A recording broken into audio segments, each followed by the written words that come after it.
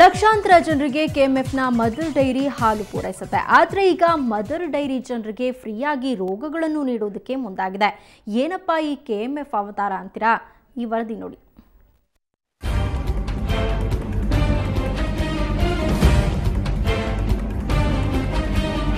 ಇದು ಯಲಹಂಕದಲ್ಲಿರೋ ಕೆಎಂಎಫ್ನ mother dairy ಸಂಸ್ಥೆ.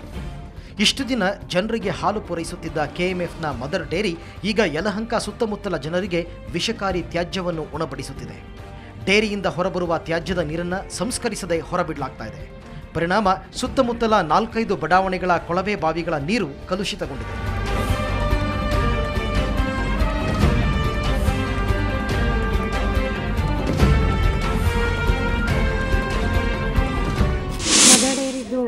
Clean ಮಾಡಿದ್ದೆಲ್ಲ ಬಿಡ್ತಾ ಇದ್ರು. ಅದು ಸ್ಮೆಲ್ ಹೊರಗೆ ಮಾತ್ರ ಬರ್ತಾ ಇತ್ತು. ಈಗ ಒಂದು 15 ಡೇಸ್ ಹಿಂದೆ ಈ ಬೋರ್ವೆಲ್ಲಿಗೂ ಲೀಕ್ ಆಗ್ತಾ ಇದೆ. ಅದು ಪೂರ್ತಿ ಸ್ಮೆಲ್ಲು ತಡೆಯೋಕ್ಕಾಗಲ್ಲ. ಮತ್ತು ಬರ್ತಾ ಬರ್ತಾ ಬ್ಲ್ಯಾಕ್ ಬರೋಕ್ಕೆ ಶುರು ಆಯ್ತು. ಅದು ಸ್ಥಳೀಯರ ದೂರಿನಿಂದ ಎಚ್ಚೆತ್ತುಕೊಂಡ ಸ್ಥಳೀಯ ಶಾಸಕ ವಿಶ್ವನಾಥ್ ಹಾಗೂ ಬಿಬಿಎಂಪಿಯ ಆರೋಗ್ಯ ಸ್ಥಾಯಿ ಸಮಿತಿ ಸದಸ್ಯರು ಮದರ್ ಡೈರಿಗೆ ಇಂದು ಭೇಟಿ ನೀಡಿ ಪರಿಶೀಲಿಸಿದರು. ಎಲ್ಲ ಬೋರ್ವೆಲ್ಗಳ ಸ್ಯಾಂಪಲನ್ನು ತಗೊತಾ ಇದ್ದೀವಿ. ಈಗ ಅದರಲ್ಲೇನಾದರೂ ಈ ಡೈರಿಗೆ ಸಂಬಂಧಪಟ್ಟಂಥ ಕೆಮಿಕಲ್ ವಾಟರ್ ಅದರಲ್ಲಿ ಬಂದಿದ್ದರೆ ನಾವು ಭಾಳ ತೀವ್ರವಾದಂಥ ಕ್ರಮವನ್ನು ತಗೊಂಡು ಬಹುಶಃ ಇಲ್ಲಿಂದ ಇದನ್ನು ಶಿಫ್ಟ್ ಮಾಡೋದಕ್ಕೂ ನಾವು ಯೋಚನೆ ಮಾಡೋಕ್ಕೆ ಹೋಗೋದಿಲ್ಲ. ಶುದ್ಧ ಶುಭ್ರ ಹಾಲು ಪೂರೈಸುವ ಕೆಎಂಎಫ್ ಈಗಲಾದರೂ ಎಚ್ಚೆತ್ತುಕೊಳ್ಳದಿದ್ದರೆ ಪರಿಸರ ಹಾಗೂ ಸಾರ್ವಜನಿಕರ ಮೇಲೆ ತೀವ್ರ ಪರಿಣಾಮ ಆಗುತ್ತೆ. ಅಶ್ವಿನಿ, ಸುವರ್ಣ ನ್ಯೂಸ್ 24/7 ಬೆಂಗಳೂರು. 7 ತಿಂಗಳ ಹಳೆಯ ದ್ವೇಷ ಕೊಲೆಯಲ್ಲಿ ಅಂತ್ಯವಾಗಿದೆ. ಅಂದು ಒದೆ ಕೊಟ್ಟವನು ಇವತ್ತು ಹೆಣವಾಗಿದ್ದಾನೆ. ಘಟನೆಯಿಂದ ಬೆಂಗಳೂರಿನ ಕಾಟನ್ಪೇಟೆಯ ನಿವಾಸಿಗಳು ಬೆಚ್ಚಿ ಬಿದ್ದಿದ್ದಾರೆ.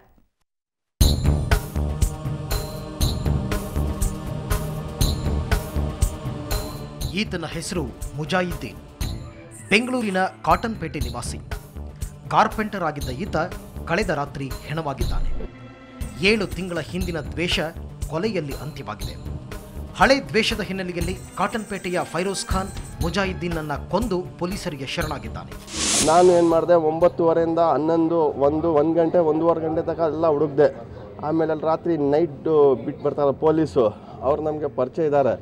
ನಾನು ಹೇಳಿದೆ, ಏನು ಸಾರ್ ಆಯಿತು, ಏನು ನಮ್ಮ ಮಗ ಇಲ್ಲಲ್ಲ, ಏನು ಸಾರ್ ಅಂದರೆ ಸ್ಟೇಷನಲ್ಲಿ ಕಂಪ್ಲೇಂಟ್ ಕೊಡಿ, ನಾವು ನೋಡ್ತೀವಿ ಅಂತ ಹೇಳಿದ್ರು. ನಾನು 2:30-3 ಗಂಟೆ ತನಕ ಇಲ್ಲಿ ಏರಿಯಾ ಒಳಗಿದ್ದಾರಲ್ಲ ಅವ್ರಿಗೂ ಹೇಳಿದೆ, ಸ್ವಲ್ಪ ಗೊತ್ತಿರೋರ ಜನಕ್ಕೆ. ಅವರು ಎಲ್ಲ ಹುಡುಕಿದ್ರು, ಸಿಕ್ಕಲಿಲ್ಲ. ಕಾಟನ್ಪೇಟೆ ಭಾಗದಲ್ಲಿ ಪದೇ ಪದೇ ಇಂಥ ಅಪರಾಧ ನಡೆಯುತ್ತಿದ್ದು ಪೊಲೀಸರು ಸೂಕ್ತವಾಗಿ ಕರ್ತವ್ಯ ನಿರ್ವಹಿಸುತ್ತಿಲ್ಲ ಅನ್ನೋದು ಸ್ಥಳೀಯರ ಆರೋಪ. ಆಚೆ ಹೋಗಿಲ್ಲ, ಬರೋಂಗಿಲ್ಲ. ರಾತ್ರಿ 11 ಗಂಟೆ 12 ಗಂಟೆ ಆದರೆ ಭಾಳ ಕಷ್ಟ ಆಗಿಬಿಡ್ತಾ ಇದೆ. ಯಾರು ಕೇಳೋಂಗಿಲ್ಲ, ಮಾಡೋಂಗಿಲ್ಲ. ಇದೇನಿದು ಹಿಂಗಾಗ್ತಾಯಿದ್ರೆ ಜನಗಳು ಓಡೋಗೋದು ಹಿಂಗೆ ಕೆಲಸ. ಹೊಟ್ಟೆ ನೋವು ಬಂದುಬಿಡ್ತು, ಏನೋ ಜ್ವರ ಬಂದುಬಿಟ್ರೆ ಅಂದರೆ ಎಲ್ಲಿ ಹೋಗಬೇಕು? ಹಾಸ್ಪಿಟ್ಲಿಗೆ ಹೋಗಬೇಕು. ಎಲ್ಲಿ ಕರ್ಕೊಂಡು ಹೋಗಿದ್ರಾಗ ಅದು ಏನಾನ ಮಾಡ್ತಾರೆ ದಾರಿ ಒಳಗೆ. ಪ್ರಕರಣ ದಾಖಲಿಸಿಕೊಂಡಿರೋ ಕಾಟನ್ಪೇಟೆ ಪೊಲೀಸರು ತನಿಖೆ ಮುಂದುವರಿಸಿದ್ದಾರೆ. ಅಶ್ವಥ್ SN, ಕ್ರೈಮ್ ಬ್ಯೂರೋ, ಸುವರ್ಣ ನ್ಯೂಸ್ 24/7 ಬೆಂಗಳೂರು. ಮನೆಯಲ್ಲಿ ಹಣ ಇಟ್ಟರೆ ಕಳ್ಳಕಾಕರ ಕಾಟ. ಹಾಗಂತ ಬ್ಯಾಂಕ್ ಅಕೌಂಟ್ನಲ್ಲಿ ಇಟ್ಟರೂ ನಿಮ್ಮ ಹಣ ಸೇಫ್ ಆಗಿರೋದು ಡೌಟ್. ಹೌದು, ಕತರ್ನ ಕಳ್ಳರ ಗ್ಯಾಂಗ್ ಒಂದು ಅಕೌಂಟ್ನಲ್ಲಿದ್ದ ಹಣವನ್ನು ಲೂಟಿ ಮಾಡ್ತಾ ಇದೆ. ಬೆಂಗಳೂರಿನ ನಂದೀಶ್ ಎಂಬುವರ ಸೌತ್ ಇಂಡಿಯಾ ಬ್ಯಾಂಕ್ ಅಕೌಂಟ್ನಲ್ಲಿದ್ದ 30,000 ಹಣ ಇದ್ದಕ್ಕಿದ್ದಂತೆ ಮಾಯವಾಗಿದೆ. ಈ ಬಗ್ಗೆ ಬ್ಯಾಂಕ್ನಲ್ಲಿ ವಿಚಾರಿಸಿದ್ರೆ ಚೆನ್ನೈನಲ್ಲಿ ಹಣ ಡ್ರಾ ಮಾಡಿರೋ ಬಗ್ಗೆ ವಿವರ ತೋರಿಸಿದ್ದಾರೆ. ಆದರೆ ನಂದೀಶ್ ಚೆನ್ನೈಗೂ ಹೋಗಿಲ್ಲ, ಅಲ್ಲದೆ ATM ಕಾರ್ಡ್ ಸಹ ಕಳೆದು ಹೋಗಿಲ್ಲ. ಅಕೌಂಟ್ನಲ್ಲಿದ್ದ ದುಡ್ಡು ಮಾತ್ರ ಖಾಲಿಯಾಗಿದೆ. ಇದಕ್ಕೆ ಬ್ಯಾಂಕ್ ಸಿಬ್ಬಂದಿಯಾಗಲಿ ಪೊಲೀಸರಾಗಲಿ ಸೂಕ್ತವಾಗಿ ಸ್ಪಂದಿಸ್ತಾ ಇಲ್ಲ.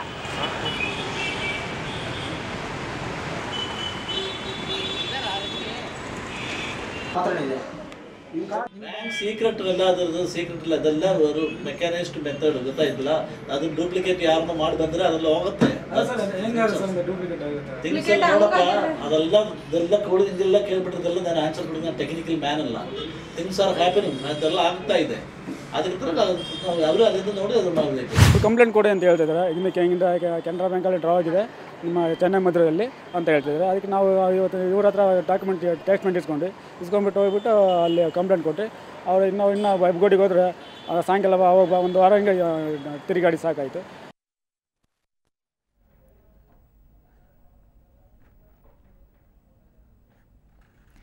ಮುಂಬೈ, ದೆಹಲಿ, ಚೆನ್ನೈಗೆ ನೀಡಿರುವಂತೆ ಬೆಂಗಳೂರಿನ ಅಭಿವೃದ್ಧಿಗಾಗಿ 5,000 ಕೋಟಿಗಳ ಪ್ಯಾಕೇಜ್ ನೀಡಲಿ ಅಂತ ಸಂಸದ ಅನಂತ್ ಕುಮಾರ್ ಕೇಂದ್ರ ಸರ್ಕಾರವನ್ನು ಆಗ್ರಹಿಸಿದ್ದಾರೆ. ಎನ್ಆರ್ ಕಾಲೋನಿಯ ಪಾಲಿಕೆ ಆಸ್ಪತ್ರೆಯ ಖಾಸಗಿ ಸಹಭಾಗಿತ್ವದಲ್ಲಿ ಮೇಲ್ದರ್ಜೆಗೇರಿಸುವ ಯೋಜನೆ ಉದ್ಘಾಟಿಸಿ ಮಾತನಾಡಿದ ಅವರು, ಕೇಂದ್ರ ಸರ್ಕಾರ ಬೆಂಗಳೂರಿನ ಅಭಿವೃದ್ಧಿಗೆ ಶೀಘ್ರ ಕ್ರಮ ಕೈಗೊಳ್ಳುವಂತೆ ಆಗ್ರಹಿಸಿದರು. ಇದೇ ವೇಳೆ ಡಯಾಲಿಸಿಸ್ ಸೆಂಟರ್, ಹೃದಯ ತಪಾಸಣಾ ಘಟಕ ಹಾಗೂ ಬೆಂಗಳೂರು ಒನ್ ಕೇಂದ್ರಗಳ ಕಟ್ಟಡ ನಿರ್ಮಾಣಕ್ಕೆ ಶಂಕುಸ್ಥಾಪನೆ ನೆರವೇರಿಸಿದರು. ಸ್ಥಳೀಯ ಕಾರ್ಪೊರೇಟರ್ ಕಟ್ಟೆ ಸತ್ಯ ಅವರ ಶ್ರಮದಿಂದ ಈ ಸರ್ಕಾರಿ ಆಸ್ಪತ್ರೆ ಖಾಸಗಿ ಸಹಭಾಗಿತ್ವದಲ್ಲಿ ಮೇಲ್ದರ್ಜೆಗೇರಿದೆ. ಮತ್ತು ಗಿರಿನಗರದ ಆತ್ಮೀಯ ಸ್ನೇಹಿತರಾದ ಶ್ರೀಯುತ ಟೆಲಿಫೋನ್ ಕಚೇರಿ ಹಾಗೂ ಸಬ್ ರಿಜಿಸ್ಟ್ರಾರ್ ಕಚೇರಿ ಮತ್ತು ಫ್ಲೋರ್ ಕಟ್ಟಡ ಇಲ್ಲಿ ಬರುತ್ತೆ. ಇಲ್ಲಿ ಅದರ ಒಂದು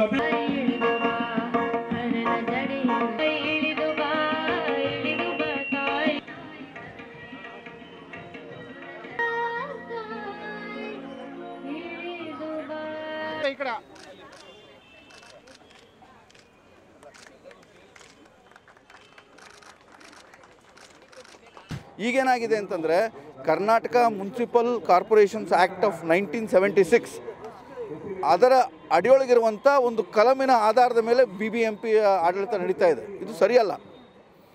ಒಂದು ಸರಿಯಾದಂಥ ಕಾನೂನಿನ ಚೌಕಟ್ಟು ಬೇಕು, ಸಮಗ್ರವಾದಂಥ ಒಂದು ಕಾನೂನು ಬೇಕು. 1 ಕೋಟಿ ಜನರ ಆಡಳಿತ ಮಾಡಬೇಕಾದಂಥ, ಲಕ್ಷಾಂತರ ಕೋಟಿ ರೂಪಾಯಿ ವ್ಯವಹಾರ ನಡೆಸುವಂಥ ಒಂದು ಬೆಂಗಳೂರು ಮಹಾನಗರ ಪಾಲಿಕೆಗೆ ತನ್ನದೇ ಆದಂಥ ಒಂದು ಕಾನೂನು ಬೇಕು, ತನ್ನದೇ ಆದಂಥ ಒಂದು ಚೌಕಟ್ಟು ಬೇಕು.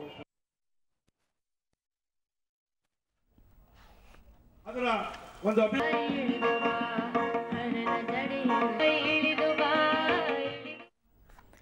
ಬಣ್ಣದ ಲೋಕ ಹೇಳೋಕಷ್ಟೇ ಸುಂದರ, ಆದರೆ ಅದರೊಳಗಿನ ಕಥೆಯೇ ಬೇರೆ ಇರುತ್ತೆ. ಜನರಿಗೆ ಮನರಂಜನೆ ನೀಡುವ ಕಲಾವಿದರ ಬದುಕು ಮಾತ್ರ ಕತ್ತಲಲ್ಲಿ ಮುಳುಗಿರುತ್ತೆ. ಇದಕ್ಕೆ ಸುವರ್ಣ ನ್ಯೂಸ್ ಸ್ಯಾಂಡಲ್ವುಡ್ನ ಹಿರಿಯ ನಿರ್ದೇಶಕರಾದ ಗೀತಪ್ರಿಯರ ಕುರಿತು ಮಾಡಿರುವ ವರದಿ ಸಾಕ್ಷಿ. ಸಂಕಷ್ಟದ ಸುಳಿಗೆ ಬಿದ್ದಿದ್ದ ಗೀತಪ್ರಿಯರ ಬಗ್ಗೆ ಸುದ್ದಿ ಬಿತ್ತರವಾಗ್ತಾ ಇದ್ದ ಹಾಗೆ ನೆರವಿನ ಮಹಾಪೂರವೇ ಹರಿದು ಬರ್ತಾ ಇದೆ.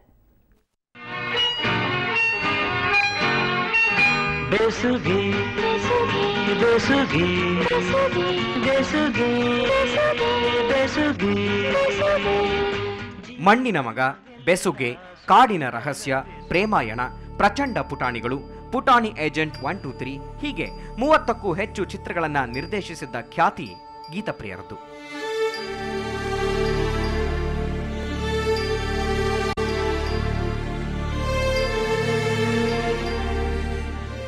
ಆದರೆ ಈಗ ಮಾತ್ರ ಅವರ ಬದುಕು ಕತ್ತಲಲ್ಲಿ ಮುದುಡಿ ಹೋಗಿದೆ. ಅದೆಷ್ಟೋ ಹಾಡುಗಳನ್ನು ರಚಿಸಿದ ಅವರ ಧ್ವನಿ ಉಡುಗಿ ಹೋಗಿದೆ. ಟ್ರೈ ಮಾಡ್ತಾ ಇದ್ದಾರೆ, ಡಾಕ್ಟರ್ ಎಲ್ಲ ಹೇಳ್ತಾ ಇದ್ದಾರೆ ಆಪರೇಷನ್ ಮಾಡಬೇಕು, ಅದು ಸ್ವಲ್ಪ ನೋಡೋಣ.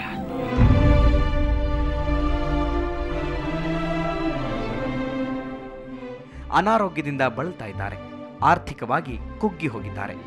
ಈ ಕುರಿತು ಸುವರ್ಣ ನ್ಯೂಸ್ 24/7 ವರದಿ ಬಿತ್ತರ ಮಾಡಿತ್ತು. ಸುವರ್ಣ ನ್ಯೂಸ್ ಮೂಲಕ ಗೀತಪ್ರಿಯರ ಕಷ್ಟಗಳನ್ನು ಅರಿತ ವಿವಿಧ ಸಂಘಟನೆಗಳು, ಕಲಾವಿದರು ಧನ ಸಹಾಯ ಮಾಡಿದ್ದಾರೆ.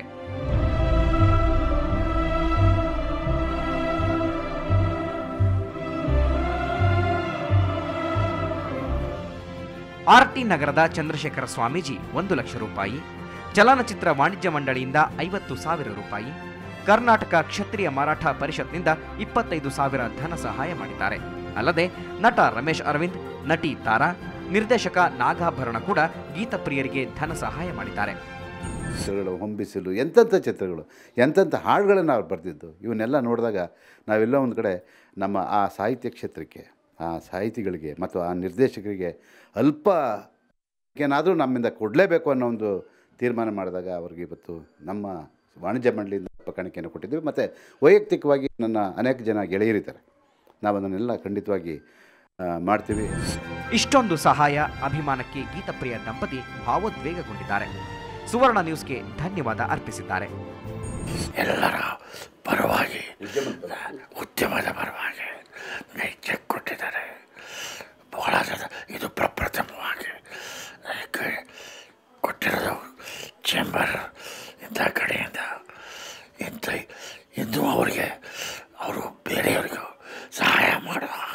ಸುವರ್ಣ ಚಾನೆಲ್ ವತಿಯಿಂದ ಚಂದ್ರಶೇಖರ್ ಸ್ವಾಮೀಜಿಯವರು ನಮಗೆ ಧನ ಸಹಾಯ ಇದು ಕಳಿಸಿದ್ದಾರೆ. ಅದಕ್ಕೆ ತುಂಬ ಧನ್ಯವಾದಗಳು. ತುಂಬ ಸಂತೋಷ ಆಯಿತು. ಕಷ್ಟದಲ್ಲಿರೋ ಗೀತಪ್ರಿಯ ದಂಪತಿಯ ನೆರವಿಗೆ ಸಮಾಜ ಮುಂದೆ ಬಂದಿದೆ. ನಮ್ಮ ಆಶಯ ಈಡೇರಿದೆ. ಗೀತಪ್ರಿಯರಿಗೆ ಸಹಾಯ ಮಾಡಿದ ಪ್ರತಿಯೊಬ್ಬರಿಗೂ ಸುವರ್ಣ ನ್ಯೂಸ್ ಧನ್ಯವಾದವನ್ನು ಅರ್ಪಿಸುತ್ತದೆ. ಶ್ರೇಯಾ ಶೆಟ್ಟಿ, ಸುವರ್ಣ ನ್ಯೂಸ್ 24/7 ಬೆಂಗಳೂರು. ಬ್ರೇಕ್ನ ನಂತರ ಬೆಂಗಳೂರು ಫಸ್ಟ್ ಮತ್ತೆ ಮುಂದುವರಿಯುತ್ತೆ.